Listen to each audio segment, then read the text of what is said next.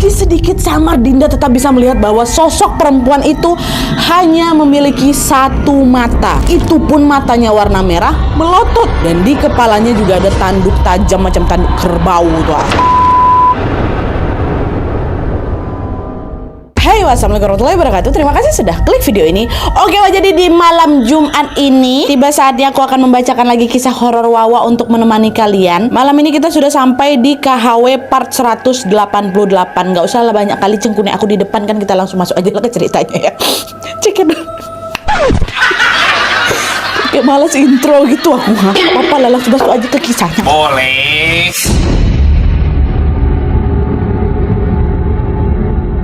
Oke, jadi kisah yang aku sampaikan malam ini dikirim sama Wak kita yang bernama Reva. Halo Reva. Nah, jadi Wak, cerita horor yang akan dibagikan sama Reva ini adalah pengalaman tantenya. Tantenya minta tolong sama Reva, tolong aku kirimkan kisah ini sama si Nadia, biar Wawa juga tahu nih pengalaman horornya si tante ini. Tante ini namanya Tante Dinda, Wak. Tapi tanpa mengurangi rasa hormat, supaya mempermudah cerita, kita panggil aja Tante Dinda langsung dengan namanya ya. Ini by the way juga nama samaran sih. Jadi kita sebut Dinda. Oke? Nah, lanjut lagi, Wak. Jadi ceritanya Dinda ini adalah seorang perawat yang tinggal di kota Aceh. Dia sudah menikah dengan seorang laki-laki yang bernama Iqbal. Sebagaimana pasangan suami istri lainnya, Dinda sama Iqbal ini juga sangat-sangat mendambakan kehadiran buah hati. Tapi sayangnya hingga bertahun-tahun kemudian, keduanya ini belum juga mendapatkan keturunan, Wak. Barulah ketika usia pernikahan mereka memasuki usia 4 tahun, kabar baik yang dinanti itu pun akhirnya datang juga. Dinda dinyatakan positif hamil. Nah, kabar kehamilan Dinda ini langsung disambut oleh tangis haru dari keluarga besar mereka, Wak. Keluarga mereka betul-betul merasa sangat bersyukur dan tidak sabar menanti calon anaknya Dinda dan juga Iqbal akan lahir nanti. Tapi di balik kebahagiaan itu, mereka tidak menyangka kalau ternyata kehamilan Dinda ini akan berlangsung dengan sangat-sangat berat. Dimana pada saat itu, Wak, setiap pagi di bulan pertama kehamilannya Dinda ini, Wak, Dinda selalu mengalami morning sickness yang parah. Wajar memang. Dinda ini merasa sangat pusing, mual, dan gak bisa makan. Jadi setiap kali makan, muntah. Pokoknya parah kali lah. Dan kondisi itu juga nggak di bulan-bulan pertama aja, Wak. Terus tuh terjadi ke bulan-bulan berikutnya. Barulah ketika kehamilan Dinda memasuki usia 3 bulan, di situ Dinda merasa fisiknya sudah lebih kuat. Dan karena memang Dinda pada saat itu sudah bisa beraktivitas seperti biasa, dia bilanglah sama suaminya Iqbal kan, Mas, alhamdulillah aku udah nggak mual-mual lagi nih. Boleh nggak mulai besok aku berangkat kerja lagi ke rumah sakit? Dinda kan perawat kan, waktu itu dia izin memang. Terus Mas Iqbalin jawab, jangan dulu lah sayang, kalau nanti kamu tiba-tiba mual pusing itu kayak gimana katanya. Tapi aku bosan Mas di rumah ini sendirian terus. Kalau di rumah sakit kan rame, ada teman-teman aku juga, mereka juga perawat semua loh, pasti mereka bakal jagain aku, kata Dinda. Alah, ya sudahlah. Kalau itu memang keinginanmu, nggak apa-apa, aku izinin. Yang penting kamu jaga diri selama kamu kerja ya. Kabari kalau ada apa-apa, kata Bang Iqbal kan. Dahlah tuh, singkat cerita, Dinda pun mulai menjalankan profesinya kembali sebagai perawat di salah satu rumah sakit yang ada di Aceh, Wak. Seperti biasa, Dinda masuk kerja dari jam 8 pagi sampai jam 4 sore. Dan hal itu terus dia lakukan setiap harinya. Dan alhamdulillahnya semua juga berjalan tanpa ada kendala yang berarti nih. Sampai akhirnya pada suatu sore, Wak, rumah sakit tempat Dinda bekerja ini kedatangan pasien yang lebih banyak dari biasanya. Alhasil di hari itu Dinda mau nggak mau lembur. Biasanya balik jam 4 nih, jadi ya kayak balik jam 5 lewat gitulah. Nah, pada jam 5 lewat menjelang maghrib ini, ketika pekerjaan Dinda itu sudah selesai, Dinda langsung lah itu kan buru-buru pulang. Nah, Dinda pulang waktu itu sendirian, Wak, naik motor pula. Jarak tempuh dari rumah sakit sampai ke rumahnya memakan waktu sekitar 30 menit lah. Nah, karena pada saat itu hari sudah sangat sore dan rumah Dinda ini juga lumayan jauh, alhasil ketika memasuki waktu maghrib, Dinda masih berada di jalan, belum nyampe di rumah juga. Supaya lebih cepat sampai rumahnya kan, Dinda pun mempercepat lagi laju motornya. Lalu, ketika dia melewati area pemakaman desa, deg-degan tuh, was-was. Langitnya sudah mulai gelap dan suasana sekitar makam itu juga terasa sangat sepi, membuat Dinda merinding bukan main. Bayangkanlah sama kalian kan, Allah, pemakaman nih. Ditambah lagi pada saat itu Dinda nih tiba-tiba merasa seperti ada angin yang meniup leher dari belakang. Di momen ini Dinda yang memang udah mulai ngerasa nggak nyaman, akhirnya mencoba buat ngebut lagi. Tapi bukannya motor tuh melaju dengan lebih kencang, Wak. anehnya pada saat itu motor Dinda ini kok makin merasa berat, kok udah kugas kok berat kali, kok makin melambat motor tuh. Dan bersamaan dengan itu suasana sekitar juga udah mulai mendadak hening nih Wak. Bahkan speaker masjid yang dari tadi melantunkan doa-doa sebelum sholat itu kan biasanya ada kan sebelum azan doa-doa dulu tuh kan diputar di masjid-masjid. Ini udah nggak terdengar lagi suara tuh. Dan selain itu di waktu yang sama juga Dinda tiba-tiba mencium aroma bunga kamboja yang sangat pekat. Makin merinding lah dia sebadan badan ya kan. Nah merasa ada yang janggal di situ, Dinda pun celingak-celinguk lah memperhatikan sekitarnya. Ternyata pada saat itu motor Dinda yang melintas di depan area makam desa tuh nggak ada motor lain Wak, cuma motor dia satu-satunya di situ. Jadi cuma sendirian si Dinda dekat perjalanan tuh. Lalu ketika pandangannya tanpa sengaja mengarah ke spion motor, disitulah Wak langsung terkejut si Dinda ini ketika dia melihat apa? Dia melihat dengan jelas ada sesosok perempuan yang ternyata juga ikut duduk bonceng di belakangnya. Perempuan itu mengenakan pakaian berwarna putih lusuh, terus rambutnya panjang kali nih, macam nutupin wajah dia kan. Di situ Nadia, jantung tante aku udah macam mau copot, keringat dingin pun mulai bercucuran ketika si tante Dinda ini merasa ada sepasang tangan yang memeluk perutnya dari belakang. Dan dia nggak cuma nempel aja Wak ya, pelukan dari sosok perempuan itu makin lama makin kencang. Bahkan Dinda ini merasa kedua tangan sosok tadi itu seperti macam lagi dicengkramnya perutnya si Dinda tuh. Dan mulai gak nonjol lah itu perutnya tante kan, macam mau dicengkramnya Wak. Refleks langsung teriak lah si Dinda, astagfirullahaladzim ya Allah, lepasin kata dia. Dan bersama dengan itu spontan Dinda pun makin ngegas lagi lah motornya supaya lebih ngebut nih. Tapi ya itulah dia Wak, bukan yang melaju makin kencang, motornya Dinda ini malah stuck di tempat tuh kalian. Kedua ban motor itu terasa macam berputar-putar di tempat Wak. Bahkan secara perlahan-lahan Wak, Dinda merasa pada saat itu dia sama motornya macam tiba-tiba melayang. Itu sosok perempuan tuh masih ada di belakangnya dan dia belum juga melepaskan cengkramannya dari perutnya si Dinda tuh Di tengah kejadian yang sangat menyeramkan itu akhirnya apa? Pasrahlah Dinda. Ya udahlah, dia berdoa, dia pejamkan matanya kan, dia minta pertolongan dari Tuhan. Di situ dia udah nggak berani lagi melek Wak, takut pula kata si perempuan itu kan. Alhasil Dinda pun terus saja memejamkan matanya dan dia udah nggak tahu apa-apa lagi yang terjadi kemudian. Singkat cerita, ketika Dinda membuka kedua matanya, secara mengejutkan dia sudah berada di atas kasur di dalam kamarnya sendiri Wak. Kagetlah si Dinda kan, bukan aku tadi lagi naik motor lewat depan kuburan ya? Kok tiba-tiba aku udah ada di kamar aja nih? Mimpi aku tadi nak ya? Tapi di situ Dinda juga merasa sangat lega Wak, karena dia mengira teror menyeramkan yang dialaminya tadi memang cuman mimpi aja nih. Tapi nggak lama kemudian ketika suaminya Iqbal datang di sampingnya, disitulah Bang Iqbal menceritakan sesuatu yang membuat Dinda tercengang. Iqbal dinanya, sayang kamu kenapa bisa kayak gini? Aku kan jadi khawatir katanya. Emangnya aku kenapa? Ada apa sama aku? Kata Dinda kan. Tadi waktu maghrib tiba-tiba ada tetangga yang nelfon abang, katanya dia lihat ada perempuan pingsan di depan makam desa, motornya juga tergeletak gitu aja. Pas dicek dari dekat ternyata itu kamu. Langsung abang nyusul kamu ke sana dan kami semua ramai-ramai bawa kamu pulang. Sebenarnya kamu kenapa nih? Yang tadi kamu jatuh dari motor apa gimana nih? Kata. Jadi siang nemuin Dinda ini nengok Dinda jatuh, motornya juga jatuh gitu Wak. Pingsan tapi Dindanya. Dengar ucapan suaminya kayak gitu, shock lah si Dinda ini kan, lemas dia langsung. Dia langsung teringat dengan apa? Dengan si sosok perempuan yang tadi cengkram perutnya itulah. Lalu sambil menangis sesungguhkan Dinda pun menceritakan semuanya teror mistis yang baru saja dia alami tadi di jalan. Bang, tadi gini dicengkramnya perut adik bang, apa segala macam. Dan setelah menyimak cerita dari Dinda, disitulah Iqbal merasa bahwa kejadian tadi sangat-sangat membahayakan istrinya Wak. Terlebih untuk kehamilannya Dinda. Akhirnya malam itu juga mereka pun langsung memeriksakan kondisi kehamilan Dinda ke rumah sakit. Dan alhamdulillahnya hasil pemeriksaan pun menunjukkan bahwa semuanya baik-baik saja. Dinda baik, anaknya juga baik dalam kandungan. Dah singkat cerita, setelah selesai periksa, Iqbal sama Dinda baliklah ini ke rumah ya kan. Mereka udah terlalu capek dan mau segera langsung istirahat tidur aja. Nah, selang beberapa jam setelah mereka tertidur pulas, Dinda nih terbangun, kebelet pipis, biasa ibu hamil ya kan. Terus ketika dia akan beranjak dari kasurnya menuju ke kamar mandi, disitulah ya, tanpa sengaja pandangannya Tante Dinda ini menangkap sebuah pemandangan yang janggal di kamarnya. Dengan cahaya lampu tidur yang remang-remang, samar-samar Dinda melihat seperti ada bayangan seseorang yang sedang berdiri di pojok kamarnya. Apa tuh? Apa ya? Dan setelah diperhatikan lebih teliti Wak, disitulah Dinda terkejut karena ternyata bayangan yang dia lihat itu adalah perempuan. Meski sedikit samar, Dinda tetap bisa melihat bahwa sosok perempuan itu hanya memiliki satu mata. Itu pun matanya warna merah melotot, dan di kepalanya juga ada tanduk tajam macam tanduk kerbau tuh. Dan sejak diperhatikan itu, sosok ini tampak tersenyum menyeringai sambil menatap Dinda. Matanya satu tuh, tak tahu matanya satu tengah kiri kanan, tak tahu udah pokoknya mata satu dajal itu gue tengok dah. Tapi entah apalah itu namanya, jelas kemunculan sosok itu spontan bikin si Dinda teriak, "Astagfirullahaladzim bang, bangun bang, bangun bang," kata kayak gitu. Kenapa sayang, kata suaminya, kan kenapa, ada apa kamu? Itu tuh bang, ada perempuan, mana kata si abang. Dan ketika Dinda nunjuk ke arah perempuan tadi berdiri, dah hilang, dah nggak ada. Kok nggak ada bang? Tadi dia ada tuh, gak di situ bang. Iqbal langsung ngusap-ngusap lah itu punggung istrinya kan. Udah sayang, tenang, udah hilang kan? Udah, yuk sekarang kita baca doa sama-sama ya. Semoga dia nggak datang lagi, kata bang Iqbal. Dah tuh singkat cerita, malam itu Iqbal pun nemenin si apa ini pipis. Abis itu mereka lanjut tidur lagi.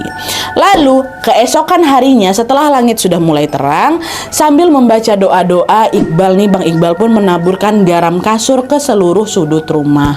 Nah, menurut kepercayaan orang tua mereka, hal ini dapat menjadi penangkal makhluk halus gitulah, dan tujuannya ya supaya sosok yang hantuin Dinda tadi nggak muncul lagi gitu loh. Tapi ternyata apa yang dilakukan sama bang Iqbal juga masih nggak cukup, karena tanpa mereka duga-duga sosok perempuan yang menghantui Dinda itu masih terus datang meneror mereka. Dan makin lama gangguannya juga makin intens Nadia.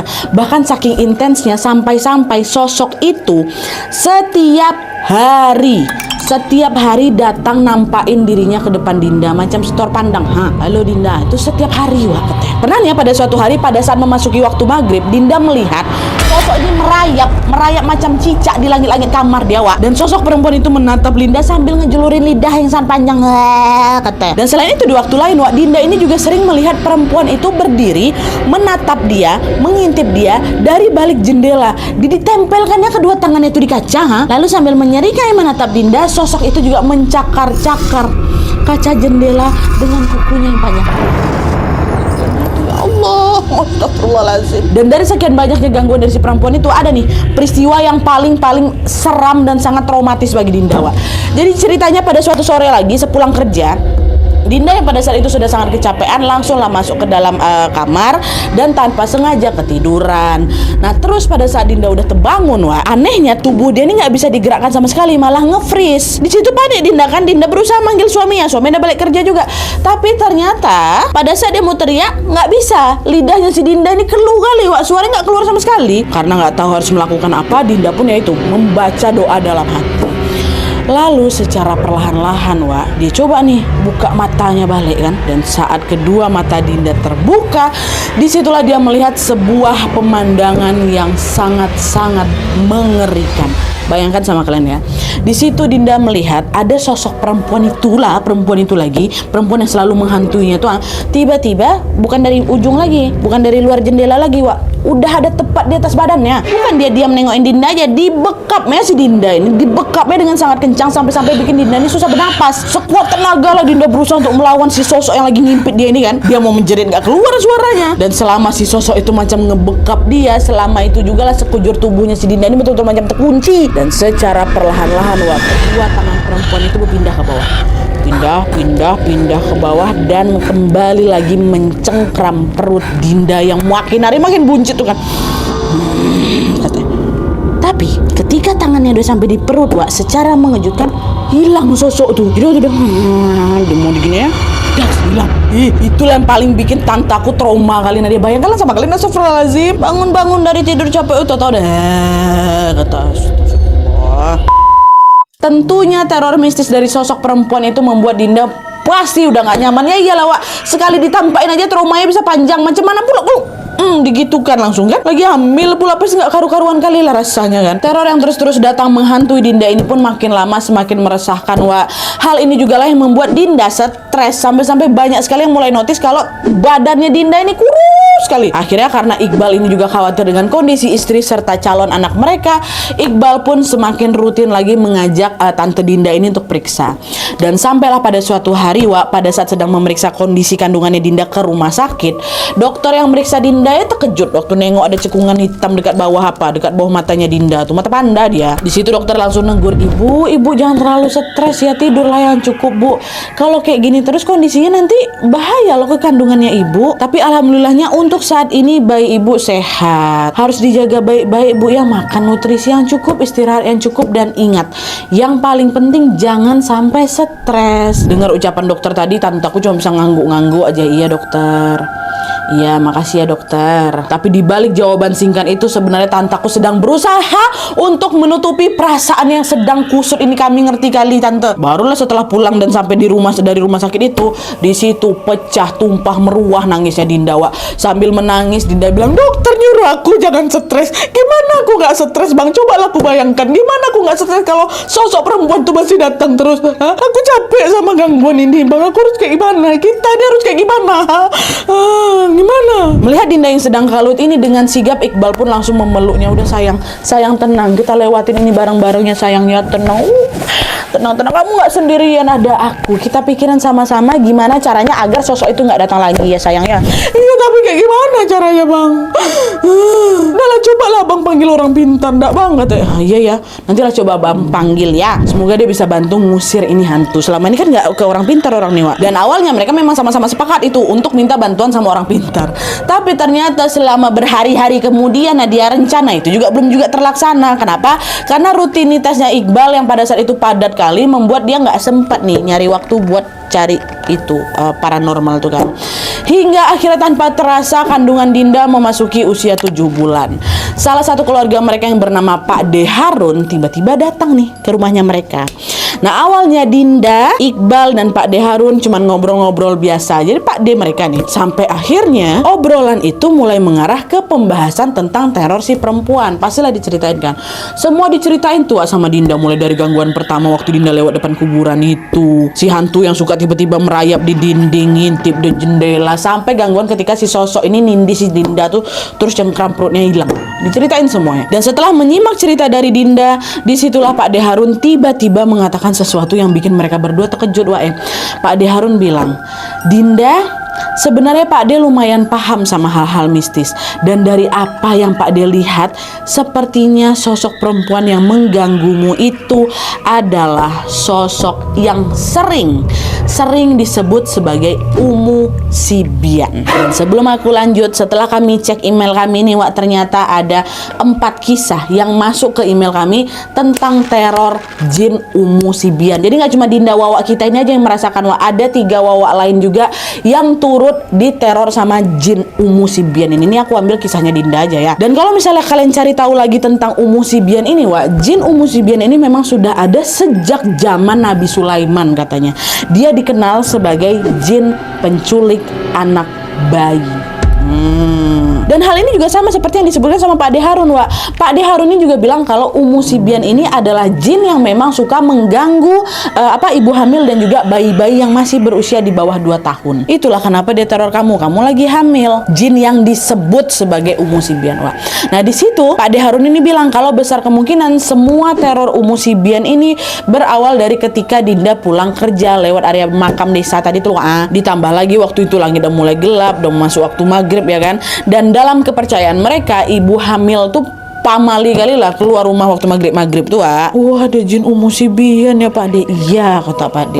Nah untuk menghalau gangguan dari sosok Umu Sibian ini, Pak De pun berpesan kepada Dinda dan Iqbal untuk menutup jendela dan juga pintu rumah mereka serapat mungkin setiap maghrib. Pak De Harun juga mewanti-wanti Dinda untuk membawa macam benda tajam gitu, macam gunting sama peniti ya, kemanapun Dinda pergi. Pasti kalian tahu tuh bentuknya kayak apa namanya, lupa gue. Itulah. Dan selain itu Pak De Harun juga memberikan sebuah gelang dan juga tali berwarna putih yang sudah dibacakan doa-doa. Dan gelang itu pun harus selalu dipakai sama Dinda, pesannya Pak De. Dan setelah itu Dinda sama Iqbal pun dengan sigap langsung menjalankan semua instruksi dari Pak De Harun. Dan selain itu setiap malam mereka juga semakin rajin menunaikan sholat tahajud dan juga mengaji tentunya. Awalnya Dinda masih ngerasa was-wasan nih Wak dengan gangguan dari si Umu Sibian ini, karena ternyata dia nggak langsung hilang dan dia masih datang. Tapi untungnya lah itu mantap kali Bang Iqbal ini, support sistem kali. Bang Iqbal selalu mendampingi Dinda tanpa mendiskreditkan Dinda. Pokoknya disupport kali lah istrinya, selalu menemani Dinda sehingga Dinda pun semakin berani. Dan alhamdulillahnya juga ketika kehamilan Dinda sudah memasuki usia 8 bulan, teror mistis dari sosok Umu Sibian ini pun mereda. Setelah teror itu mereda, Dinda pun dapat melanjutkan kehamilannya dengan nyaman. Hingga akhirnya ketika waktu melahirkan tiba, Dinda pun berhasil melalui proses persalinan dengan lancar, Wak. Dan bayinya Dinda sama Bang Iqbal berjenis kelamin laki-laki. Dia lahir dengan selamat, sehat, dan tentunya menjadi sumber kebahagiaan bagi kedua orang tuanya. Alhamdulillah. Oke, Wak, jadi itu tadi cerita yang dialami sama tante Wak kita, yaitu Tante Dinda selama dia hamil. Seram kali, Wak, ya, lagi hamil, perut udah gede, tiba-tiba ditindih sama sosok yang mau mencengkram perut. Hilang pula dia waktu itu. Tapi untungnya gangguan itu bisa teratasi ya, Wak, ya. Dan buat kalian yang penasaran dengan apa yang terjadi setelah Dinda melahirkan, di sini Reva, Wak kita yang ngirim cerita ini juga bilang kalau katanya gangguan umusibian tuh pernah datang lagi. Dan itu pun dia datang karena waktu itu Tante Dinda ini lupa nutup pintu sama jendela waktu maghrib, Wak. Tapi waktu itu bukan tante aku yang diganggu, Nadia. Nyasar ke bayinya yang baru lahir itulah. Si Tante Dinda udah gak pernah nengok lagi, tapi ternyata Umu itu nyasarin adek. Pernah tuh suatu hari dedek ini nangis kan, meraung-raung, matanya melotot ke arah langit-langit kamar, Wak. Nah disitulah Dinda langsung ingat, oh lagi nengok Umu Sibian merayap di dinding macam cicak anak aku nih. Terus akhirnya Dinda sama Iqbal pun kembali meminta bantuan dari Pak De Harun. Dan salah satu instruksi dari Pak De Harun pada saat itu adalah Dinda diminta untuk sering-sering berdoa sambil mengucap gini, Wak. Ini kita hafal juga lah sama-sama doanya ya. Wahai Umu Sibian, pergilah kamu keluar dari rumahku dan jangan ganggu anakku. Udah, ucapin itu terus. Dan alhamdulillahnya sejak saat itu gangguannya betul-betul hilang dan mereka pun bisa melanjutkan hidup dengan tenang. Semoga Dinda dan keluarganya selalu aman dan sehat, Wak, ya. Amin ya rabbal alamin. Merinding aku sama kisah nih. Kalau di email aku itu ada 4 orang yang pernah diteror sama Umu Sibian. Apa ada juga nih di antara kalian yang lagi nonton sekarang tapi nggak sempat ngirim cerita ke kami, punya juga pengalaman tentang hantu Umu Sibian? Sharing lah di bawah, kami juga mau dengar. Sehat-sehat ya, Wak, kalian semuanya. Nah, oke, Wak, jadi sekian dulu videonya. Terima kasih banyak yang sudah menonton. Kalau kalian suka video ini, klik like-nya. Jangan lupa komen di bawah untuk ide dan saran-saran untuk video selanjutnya. Jangan lupa nyalain notifikasinya supaya kalian tahu kalau aku upload video baru. And as always, jangan lupa untuk klik tombol subscribe supaya kalian sama-sama tahu informasi menarik dan menegangkan dari channel aku. See you next video, Wak. Bye.